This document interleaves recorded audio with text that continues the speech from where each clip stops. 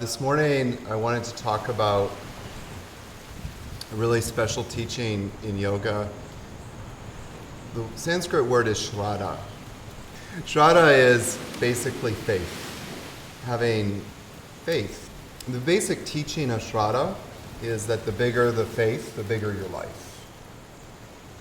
The more faith that you have, the more that things will happen, the more likely it is to happen, the more bigger your life can be.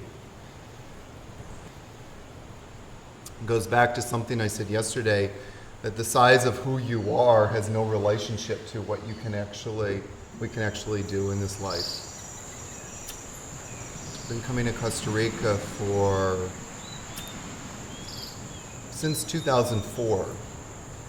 And around 2005, this idea started to percolate in my consciousness about creating sort of an ashram. It actually started out as an ashram. So in 2007, I was leading my third retreat in Costa Rica here. And we were driving down this road.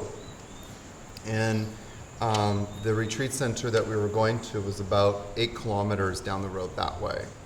And we were driving by, and there was this sign outside, the Century 21 sign outside. We pulled up to the gate, and these very angry dogs came running up to us, barking their heads off. And then this very angry French woman came up and told us to get lost. Her exact words were, "No, go away."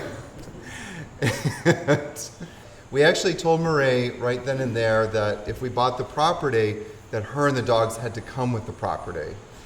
And they're still here.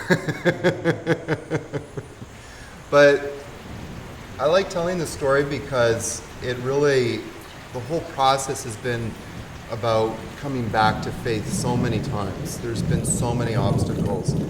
But oftentimes we'll support each other by just reminding each other to have faith. It's going to work out. And I think that the bigger our faith is, the bigger, this place can become. I mean, who knew 5 years ago that this angry French woman telling us to get lost would become our mother and cook at Blue Osa? And who knew that these animals would become some of my best friends? You never know. We never know how many times in life we close doors that are opening for us.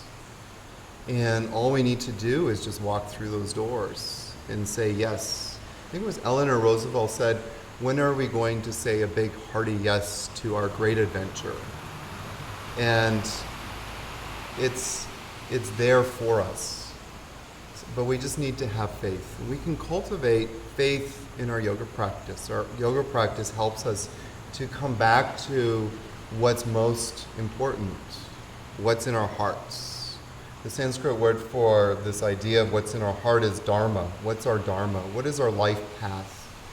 And I believe many times that when we feel really happy in life, when we are really doing well, it's because we're in touch with that dharma. Adam often jokes with me and says, if you start doing yoga, your life will change.